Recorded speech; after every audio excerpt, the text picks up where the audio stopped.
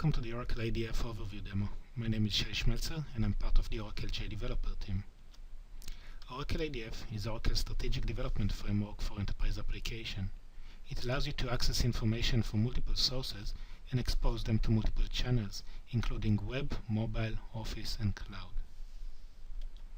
In this demonstration, we are going to focus on the web development aspects of Oracle ADF, and we'll show you how Oracle ADF enables a more productive application development experience.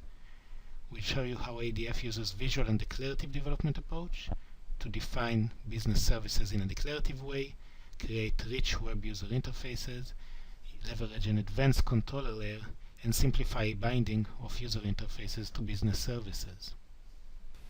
Let's build an Oracle ADF application. We start in the model project where we define business services that access a relational database. In this demonstration, we're using the Oracle ADF business component framework to allow us declarative access to an Oracle database. This can be a non-Oracle database as well. But Oracle ADF can also leverage JPA, EJB, web services, and simple Java classes as sources of data. Here we're going to specify which tables we want to access from our database. By going through this wizard, we're actually creating a set of components that will allow us to access the table and update information in those tables. Once the components have been created, we can go into each one of the components and refine the definitions. For example, we're going into the houses components, and we can look at the various attributes that represent a house. Here we look at the price of a house, and we can add a new validation rule. Validations can be done in a declarative way. Here you can see a little list of validations that we can use. And here we're going to define a range validation for the price that is allowed to be specified for a house. We can further define error messages, warning messages, and conditional execution of validation. Another aspect of attributes that you can define declaratively are called UI hints. Those are definitions that are going to control how the component is going to display on your pages by default. Here you can define things such as labels, tooltips, and format mask for various fields.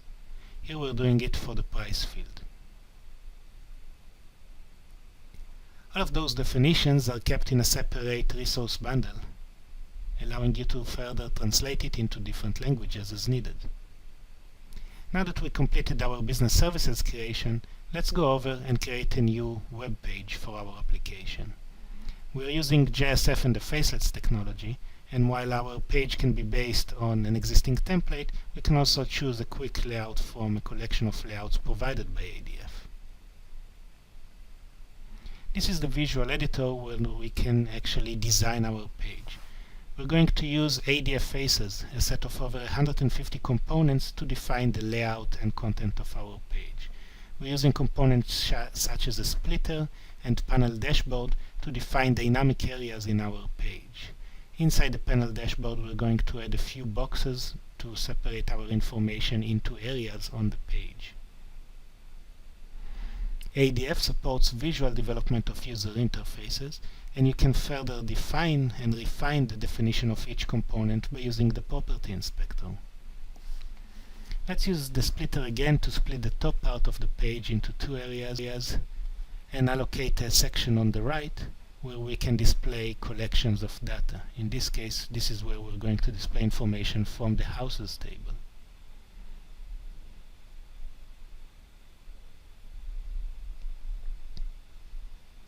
To access our business services from our user interface, we're using the ADF binding layer. Our business services are exposed as data controls. Those data controls can be dragged and dropped into our pages. We can also drag and drop operations. For example, let's drag over a query operation to create a quick query and a table of data based on the house's business service.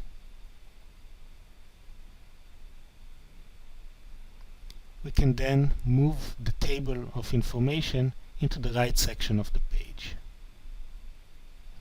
We can reuse the same house's business service to display information in other parts of the page in different formats.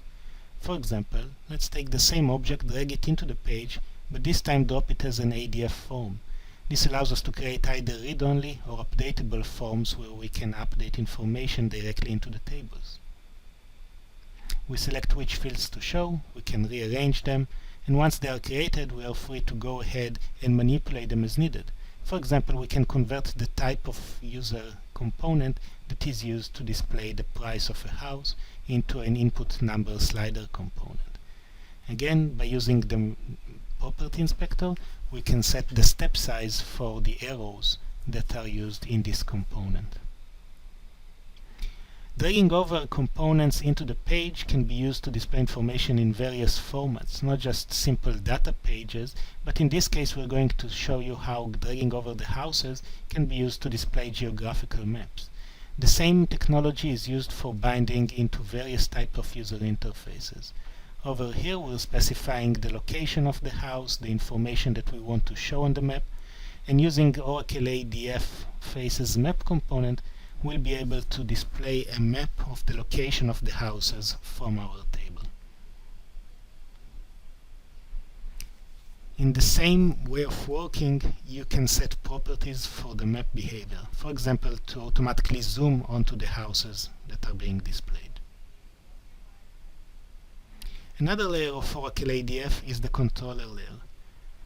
Oracle ADF uses an extension to the JSF controller to create task flows. Task flows are distinct from simple page flows by allowing you not just to define navigation between pages, but also execution of complete processes, including decision points and method invocation. Here we can see how we define a flow simply by dragging and dropping components onto a diagram, renaming them, and connecting them with arrows. This is going to represent our page flow. Here we have a simple Java class. Let's show you how you can reuse this Java class in your ADF application. You can take any Java class and create a data control out of it.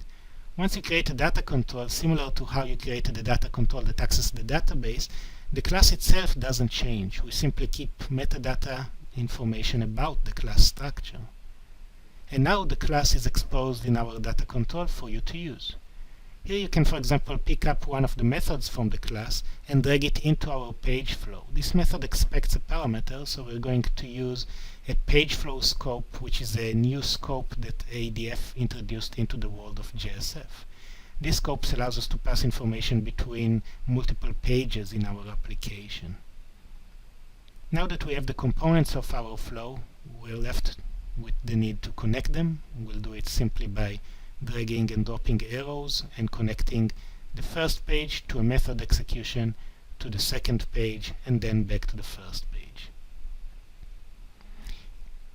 Now we can double click on each one of the pages in our flow to create a new page. We drag and drop ADF Faces components into the page to visually design how the page is going to look, and then we're hooking them into the controller layer. So this button, for example, is going to execute the calculation navigation, and this input text is going to be bounded to the page flow scope variable that will contain a credit score.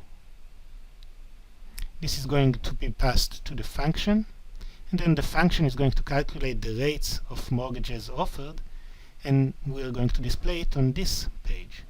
Similarly to how we dragged information from the database business service, here we're dragging information from a simple Java class and going to represent it as a graph. Oracle ADF Faces comes with a bunch of data visualization components that allow you to visualize your data in meaningful ways.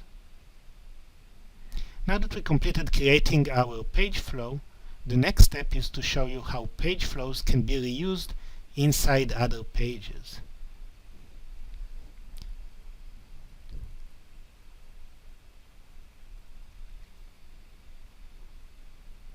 This is the mortgage page flow, and this is the page we designed initially.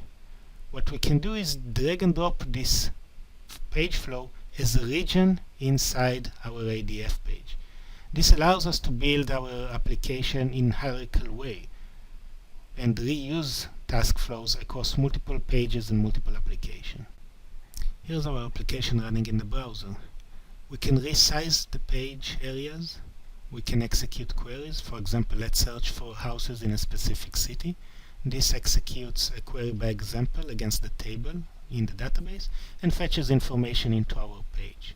The table component is very rich in functionality, allowing you to relocate fields, resize fields, and even hide fields with a pop-up menu that is associated with the table.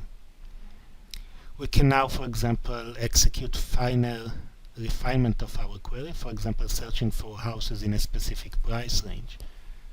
This is all built-in functionality provided from our business services. Now that we see houses in the table, we can also see them in the map below. When you click on a house in the table, you can see the information in the form representing this house updated automatically. We support field level validation and rich controls for inputting information about houses. The map component allows you to click on houses as well as zoom in and zoom out and relocate the map with a simple drag and drop.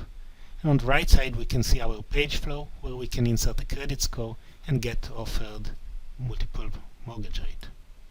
This whole application was built in under 10 minutes using the power of Oracle ADF.